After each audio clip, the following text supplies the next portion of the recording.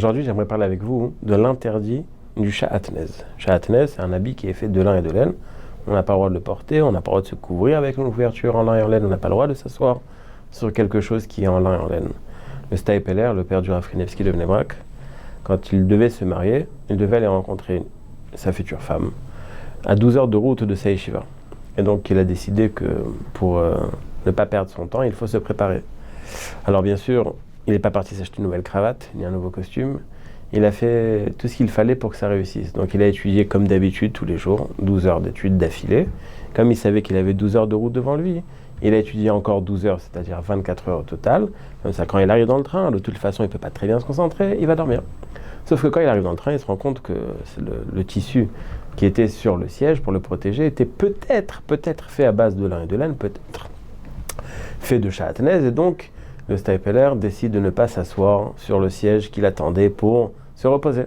Qu'est-ce qu'il fait? Puisque de toute façon il est debout, il continue, il étudie encore 12 heures. Quand il arrive chez sa future Kala, il est après 36 heures d'études d'affilée. Et là, la première chose qu'il fait quand il la rencontre, c'est bien sûr de s'endormir. La Kala va voir son frère qui est le Chazonish, lui dit écoute, il est bien gentil ce garçon, il dort très bien. Par contre, en termes de discussion, c'est pas tout à fait ça, mais bon, je peux pas me décider je peux pas parler avec un bachor comme ça.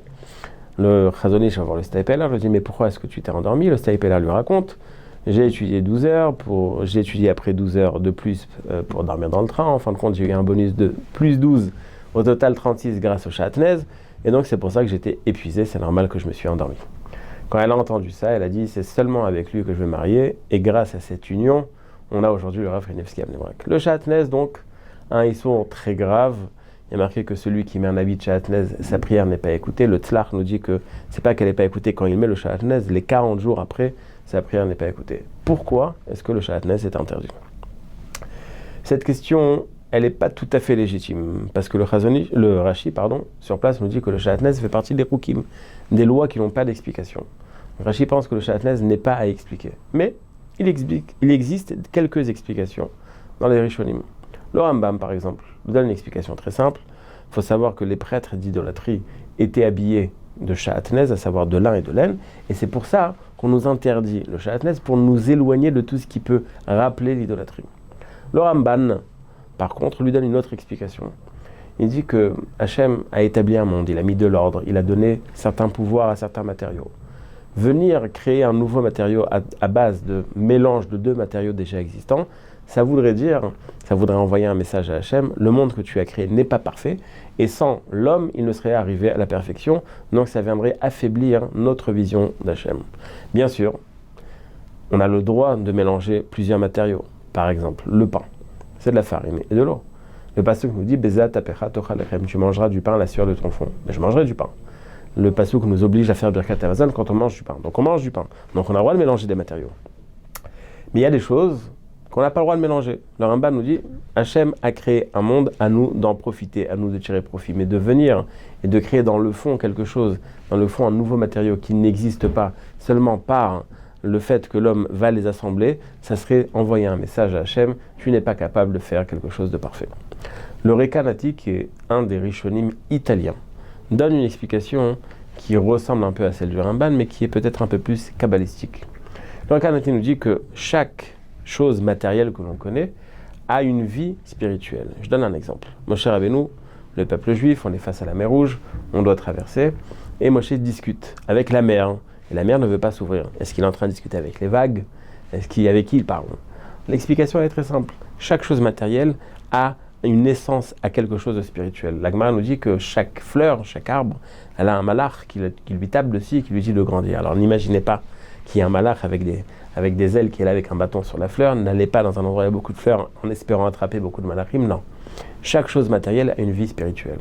Nous dit le Rekanati, le lin, la laine, deux choses matérielles, deux essences spirituelles, et il ne faut pas les mélanger. À la fin de son explication, il rajoute quelque chose. Et il dit que le lin et la laine, deux existences spirituelles qui sont tous les deux ensemble unis contre le peuple juif. Et le Hachem, puisqu'il aime le peuple juif, a décidé de nous protéger de cette union maléfique. Il nous a donc demandé de ne pas mélanger pour ne pas créer quelque chose qui irait à l'encontre du peuple juif. Donc on a plusieurs explications. Le Rambam, prêtre d'idolâtrie, le Ramban ne pas dire à Hachem qu'il n'est pas parfait, le rekanati, ne pas créer quelque chose de négatif. Dans le Midrash, il est marqué autre chose. Dans le Midrash, il est marqué que c'est pour nous rappeler de ce qui s'est passé avec Caïn et Hevel. Caïn amène du lin, comme Korban à Hachem. Hevel amène de la laine, comme Korban à Hachem. Hachem accepte le Korban de Hevel et non pas de Caïn. Pour nous rappeler cette histoire terrible, le premier meurtre de l'humanité, on nous interdit de mélanger les deux choses. Pourquoi est-ce qu'on nous interdit de mélanger les deux choses ? Ils n'ont pas mélangé, eux. On n'a pas besoin, eux, ils n'ont pas fait de mélange. Donc le mélange au contraire. Mais le mélange, c'est justement ce qu'ils n'ont pas fait. Pourquoi est-ce qu'on nous interdit de porter du Shatnez ? Pour expliquer ça, il faut raconter autre chose. Le Midrash nous dit que quand Abraham est venu faire le Hesped sur Sarah, son oraison funèbre, il a dit un passouk, Darshat Semer ou Fishtim, le passouk qu'on dit dans les Shatraïl. Elle a utilisé le lin et la laine. Donc ça voudrait dire que l'oraison funèbre d'Abraham sur Sarah, c'est que c'était une très bonne couturière. Connaissant Abraham, connaissant Sarah, je ne pense pas que c'est la façon de venir complimenter sa femme. L'explication qui est donnée est très simple. Le lin et la laine, Caïn et Hevel, Tsemer ou Pishtim. Le lin et la laine. Sarah a 2 enfants, Yitzhak et Ishmael. Elle comprend que l'association des deux, c'est une catastrophe. Elle demande à Abraham, je veux que tu sépares Yitzhak de Ishmael. Je ne veux pas que tu mélanges ces deux systèmes, ces 2 façons d'être, ces 2 personnalités. Il faut absolument séparer Yitzhak de Ishmael. Caïn et Hevel. Hevel, nous dit Shlomo Amelech, Hevel Avalim, Akol Hevel Avalim. Tout ce qui est matériel est considéré comme quelque chose qui n'a aucun sens, qui n'a aucune importance. Caïn, par contre, c'est un terme de kinyan, d'acquisition. Hevel a pris conscience que le monde est là pour le côté spirituel du monde. Et quand il décide de faire un korban à Hachem, il donne de ce qu'il a de mieux. Pourquoi ? Le matériel ne m'intéresse pas. Ce qui m'intéresse, c'est toi, Hachem. Donc le côté matériel, l'excellent côté matériel que j'ai, je te l'offre, j'en ai pas besoin. Caïn, lui, il a un kinyan dans ce monde-là. Il a quelque chose de matériel. Il est attaché au monde matériel. Et quand il décide de faire un korban, donc il comprend qu'il y a du spirituel, mais il se dit, je vais garder le meilleur pour moi, je vais donner quelque chose de qualité un peu plus faible que ce qu'a donné Hevel, il donne du lin. Nous dit le Midrash que Caïn et Hevel sont 2 approches différentes, 100% spirituelles ou mélange de matériel et de spirituel. Sarah, quand elle voit Yitzhak et quand elle voit Ishmael, il y a le 100% spirituel et il y a le mélange des deux, elle fait la séparation des deux. L'oraison funèbre, le compliment qu'a fait Abraham sur Sarah, c'est que c'était une bonne éducatrice. Elle savait ce qui était important et ce qui n'était pas important. Elle a décidé de séparer les deux. Quand on nous interdit d'associer le lin et la laine, on nous interdit d'associer 2 idées qui, en fin de compte, créent un déséquilibre. On veut un peu de Olam Hazé, un peu de Olam Haba. En vérité, on vit sur 2 mondes. Ce que je suis en train de dire, c'est pas qu'il faut se couper du monde matériel. On vit dans un monde matériel. Si Hachem nous a mis dans un monde matériel, c'est qu'il veut qu'on fasse partie de ce monde matériel. Il nous donne la mitzvah de faire Birkat Hamazon. Ça veut dire qu'on doit manger. Évidemment, on doit vivre dans le monde matériel. Mais quel est notre centre d'intérêt ? Est-ce que notre centre d'intérêt, c'est le matériel ? Et bon, pour pimenter un petit peu, on met un peu de spirituel. Ou est-ce que nos centres d'intérêt, c'est le spirituel ? Et on n'a pas le choix. On doit vivre le matériel. Le Shatnez, l'idée, elle est très simple. Ne mélange pas les deux. Dans ton idéal, ne mélange pas les deux. Dans ta vie tous les jours, tu n'as pas le choix de vivre une vie matérielle. Mais dans ton idéal, ne mélange pas les deux. L'interdit de Shatnez, c'est de vivre 2 idéaux en parallèle, parce que quand on vit 2 idéaux en parallèle, on vit ni l'un ni l'autre. On n'est ni là, ni là. C'est une façon de s'éloigner de ces 2 idéaux. Le Shatnez, c'est justement de ne pas amoindrir notre vision de Dieu, de vivre que spirituel. Et en vérité, si on réfléchit bien, c'est exactement toutes les explications du Shatnez, elles se rejoignent. Le Rambam qui nous dit les prêtres d'Avodah Zarah. Et Avodah Zarah, c'est quoi ? C'est de dire qu'il existe un autre pouvoir que Dieu. Alors ces prêtres-là, ce symbole qui vient affaiblir Hachem, on a besoin de se couper de ce symbole. C'est pour ça qu'on a interdit d'après le Rambam. Le Rambam qui nous dit Hachem, t'as fait un monde qui n'est pas parfait, t'as besoin de l'homme pour le parfaire. Encore une fois, c'est comprendre qu'on a besoin d'associer le matériel au spirituel. Hachem et l'homme ont besoin d'être associés pour arriver à la perfection. Caïn et Hevel, c'est quoi ? Caïn, c'est le côté mélange spirituel-matériel. Hevel, c'est le côté spirituel, il ne faut pas mélanger l'idée. L'idée du Shatnez, c'est de se couper de ce mélange-là, de comprendre quel est le vrai but dans ta vie, quel est le vrai sens à donner à ta vie. Bien sûr, avec tout ce qui est matériel autour, mais que tout le matériel soit annexe. Ne mélange pas dans ton idéal ces 2 idées contradictoires, le matériel et le spirituel. J'aimerais, pour terminer, ramener quelque chose que le Rekanati nous dit. Qu'est-ce que veut dire le mot Shatnez ? Le mot Shatnez, nous dit le Rekanati, c'est l'association de 2 mots. Satan, Ez. Satan, je n'ai pas besoin de le traduire, mais Ez, ce sont les initiales de Avodah Zarah, idolâtrie. Quand quelqu'un met du Shatnez, il vit cette idolâtrie. L'idolâtrie, c'est quoi ? C'est de croire à mon pouvoir et de mettre en pouvoir annexe le pouvoir d'Hachem. Je travaille, je fais un effort, j'ai un salaire. Qui est-ce qui a fait ce salaire? Est-ce que c'est que Hachem ou est-ce que c'est que moi? Ou est-ce que c'est tous les deux? Alors il y a des gens qui disent Baruch Hachem. Ça veut dire quoi Baruch Hachem?